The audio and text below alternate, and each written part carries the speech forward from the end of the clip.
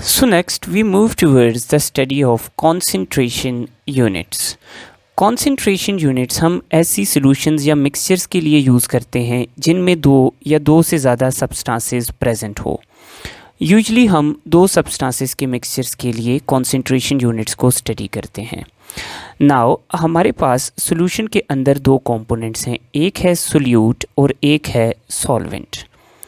तो सॉल्वेंट वो कंपोनेंट है सोल्यूशन का जो ज़्यादा अमाउंट में है और सोल्यूट वो कंपोनेंट है जो लेस अमाउंट में सोल्यूशन में प्रेजेंट है.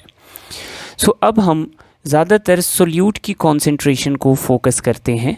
सो परसेंटेज कॉम्पोजिशन देखते हैं कि परसेंटेज कॉम्पोजिशन क्या चीज़ है और हमारे पास इसके अंदर कौन कौन से यूनिट्स हैं.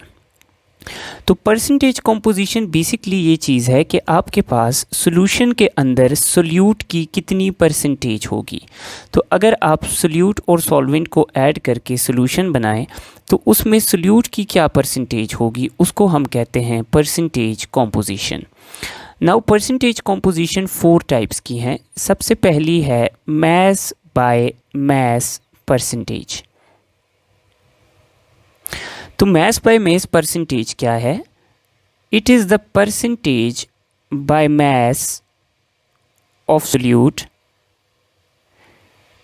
इन 100 parts by mass of solution. इसका क्या मतलब है? इसका मतलब ये है कि अगर हम सोल्यूशन को 100 पार्ट्स में डिवाइड कर दें, यानी सोल्यूशन के मास को हम 100 पार्ट्स में डिवाइड करें, तो उसमें सोल्यूट का कितना मास होगा, यानी उसमें से कितने पार्ट्स हमें मास में के सोल्यूट के मिलेंगे.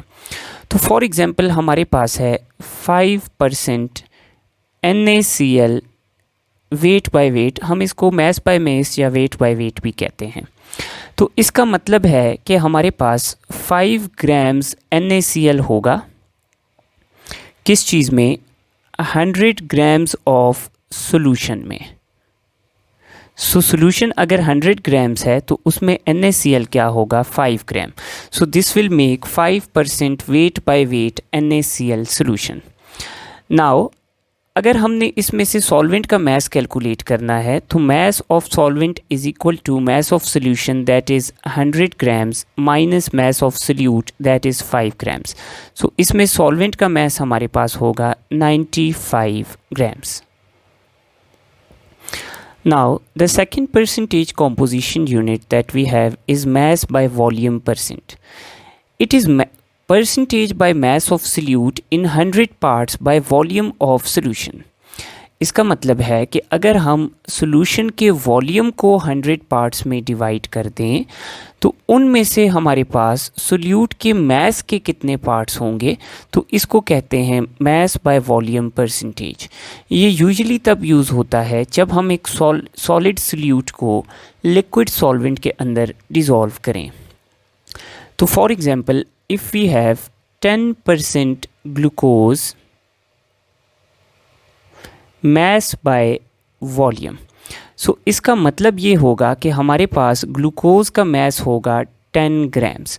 सो 10 ग्राम्स हमारे पास होगा सोल्यूट या ग्लूकोज. अब किस चीज़ के अंदर होगा? तो आपके पास 100 सेंटीमीटर क्यूब ऑफ सोल्यूशन के अंदर. तो 100 सेंटीमीटर क्यूब ऑफ सोल्यूशन के अंदर हमारे पास 10 ग्राम्स ग्लूकोज जब डिज़ोल्व होगी तो it will make 10% mass by volume glucose solution. Now इसमें हम सॉल्वेंट की अमाउंट को यूजुअली कैलकुलेट नहीं कर सकते unless we know the density. The third percentage composition unit is volume by volume percent. So volume by volume percent क्या है? It is percentage by volume of solute in 100 parts by volume of solution. तो अगर हम solution के volume को 100 parts में divide कर दें तो उसमें हमारे पास सोल्यूट का कितना वॉल्यूम होगा, इसको कहते हैं volume by volume percentage. Now ये यूजुअली हम यूज़ करते हैं लिक्विड सोल्यूशंस के लिए. तो for example we have 8% ethanol in water. तो 8% इथानॉल की वॉल्यूम बाय वॉल्यूम सोल्यूशन है वाटर में।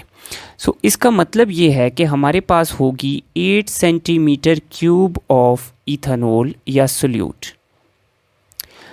और सोल्यूशन का वॉल्यूम होगा 100 सेंटीमीटर क्यूब। तो अगर हमारे पास 100 सेंटीमीटर क्यूब ऑफ सोल्यूशन है तो उसमें 8 सेंटीमीटर क्यूब ऑफ इथानॉल होगी।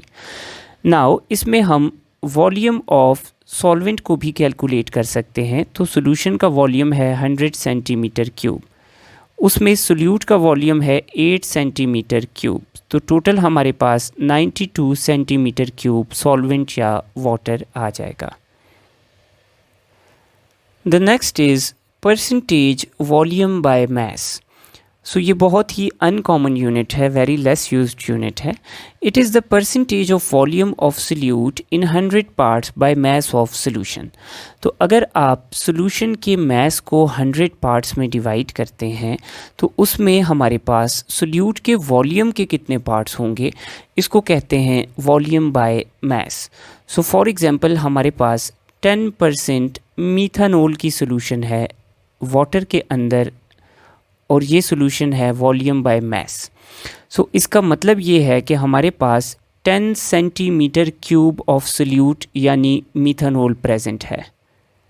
नाउ ये मीथानॉल किस चीज़ के अंदर प्रेजेंट है, तो 10 सेंटीमीटर क्यूब मीथानॉल प्रेजेंट है in 100 grams of solution. Solution के 100 ग्राम्स में 10 सेंटीमीटर क्यूब मीथानॉल प्रेजेंट है।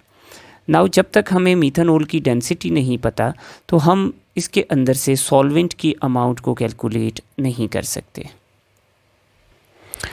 The next type of concentration unit that we have is mole fraction. Now mole fraction क्या चीज़ है? मोल फ्रैक्शन ये है कि आपके पास सोल्यूट या सॉल्वेंट के कितने मोल्स होंगे टोटल मोल्स के अंदर। फॉर एग्ज़ाम्पल मैंने 2 मोल्स ले लिए इथानॉल के और इसको डिज़ोल्व कर दिया 5 मोल्स ऑफ वाटर के अंदर। तो इसमें इथानॉल की मोल फ्रैक्शन क्या होगी? So mole fraction of ethanol is equal to moles of ethanol which are 2 moles divided by total number of moles. तो टोटल नंबर ऑफ मोल्स हैं इथानॉल के 2 moles plus 5 moles of water. So इसकी mole fraction हो जाएगी 2/7। और अगर हम water की मोल फ्रैक्शन देखें तो mole fraction of water is equal to 5 moles of water divided by 2 plus 5 moles, so that is equal to 5/7 moles. So ये याद रखें, जब कभी हम किसी भी सोल्यूशन के सारे कंपोनेंट्स की मोल फ्रैक्शंस को ऐड करेंगे तो हमारे पास रिज़ल्ट आएगा 1 के बराबर। सो इस सोल्यूशन में इथानॉल और वाटर कंपोनेंट हैं। इथानॉल की मोल फ्रैक्शन है 2/7 और वाटर की मोल फ्रैक्शन है 5/7। सो हमारे पास रिज़ल्ट इज़ इक्वल टू 7/7 और 1। तो the sum of all the components, the sum of mole fraction of all the components in a solution is always equal to unity और 1. The next concentration unit that we have is parts per million, billion और trillion. Now ये हमारे पास क्या है? अगर हम solution को 1 million parts में डिवाइड कर दें, चाहे वो मास के पार्ट्स हों चाहे वो वॉल्यूम के पार्ट्स हों, तो हम सॉल्यूशन को अगर 1 मिलियन या 1 बिलियन या 1 ट्रिलियन पार्ट्स में डिवाइड कर दें तो उसमें सोल्यूट के कितने पार्ट्स हमें मिलेंगे, इसको हम कहते हैं ppm, ppb या ppt। नाउ ये कॉन्सेंट्रेशन यूनिट यूज़ होता है बहुत ही ज़्यादा डाइल्यूट सॉल्यूशंस के लिए। लाइक अगर हम एयर में किसी बहुत ही कम अमाउंट वाली गैस को मेजर कर रहे हैं या सी वाटर के अंदर हम सॉल्ट की अमाउंट को मेजर कर रहे हैं। सो parts per million is equal two parts of solute, चाहे वो वेट है या वॉल्यूम है, divided by parts of solution multiply by 10 raised to the power 6 for million। अगर हम पार्ट्स पर बिलियन कैलकुलेट करेंगे तो हम सिमिलर वैल्यूज़ लेंगे और इसको मल्टीप्लाई कर देंगे 10 रेज़ टू द पावर 9 से, और सिमिलरली पार्ट्स पर ट्रिलियन के लिए हम दोनों वैल्यूज़ को मल्टीप्लाई कर देंगे 10⁻12 से। सो फॉर एग्ज़ाम्पल हमें कहा कि हमारे पास 10 ग्राम्स ऑफ सी वाटर है। 10 ग्राम्स ऑफ सी वाटर में हमें एक सॉल्ट मिलता है, कोई सा भी सॉल्ट है। अब सी वाटर के 10 ग्राम्स के अंदर इस सॉल्ट का जो मैस है that is equal to 10⁻³ grams. So calculate its concentration in parts per million. So हम कैसे लिखेंगे? So parts per million is parts of solute which is 10⁻³ grams divided by parts of solution which is 10 grams multiply by 10⁻⁶. So this becomes equal to 100 parts per million. So इसका मतलब ये होगा कि अगर हम सी वाटर को 1 million parts में divide करें तो उसमें से 100 पार्ट्स हमारे पास इस सॉल्ट या सोल्यूट के होंगे। The next unit of concentration is molarity, which is denoted by small m. Now molarity क्या चीज़ है? Molarity is moles of solute present in 1 liter या 1 decimeter cube of solution. So अगर हम solution का 1 decimeter cube या 1 liter ले लें यानी 1000 सेंटीमीटर क्यूब, तो उसके अंदर कितने मोल्स ऑफ सोल्यूट हमें देखने को मिलेंगे, इसको हम कहते हैं मोलैरिटी। तो फॉर एग्जांपल हमारे पास है 1 मोलर, स्मॉल m से हम डिनोट करते हैं मोलैरिटी को, sorry we denote it with large m। So large m हम लिखेंगे 1 मोलर हमारे पास HCl सॉल्यूशन है। सो इसका क्या मतलब है? इसका मतलब ये है कि हमारे पास इस सॉल्यूशन में 1 मोल ऑफ HCl डिज़ोल्व्ड है। कितनी सॉल्यूशन में? तो सॉल्यूशन का वॉल्यूम है 1 डेसीमीटर क्यूब ऑफ सॉल्यूशन में। अगर हम इसी सॉल्यूशन के 2 डेसीमीटर क्यूब ले लें तो इसके अंदर हमें 2 मोल्स ऑफ HCl देखने को मिलेंगे। सो मोलैरिटी को कैलकुलेट किया जाता है, molarity is equal to moles of solute divided by volume in decimetre cube of solution. So for example हमने 25 ग्राम्स ऑफ कैल्शियम कार्बोनेट को डिज़ोल्व किया है 250 सेंटीमीटर क्यूब ऑफ H2O के अंदर। तो what will be the molarity of this solution? उसके लिए हम पहले कैल्शियम कार्बोनेट को कन्वर्ट करेंगे मोल्स में। So given mass of calcium carbonate is 25 grams and its molar mass is 100 grams, so that is equal to 0.25 moles. और solvent को हम कन्वर्ट करेंगे इन डेसीमीटर क्यूब, तो 250 centimetre cube is equal to 250 divided by 1000, so it is equal to 0.25 decimetre cube. So molarity किसके बराबर होगी? Molarity is moles of solute which is equal to 0.25 divided by volume in decimetre cube of solution which is again 0.25। तो ये solution हमारे पास बन जाएगी 1 molar CaCO3 solution. Now the last unit of concentration that we have is molality. Molality is denoted by small m. So molality is basically moles of solute in 1 kg of solvent. So for example हम कहते हैं कि हमारे पास 1 molal NaCl solution है।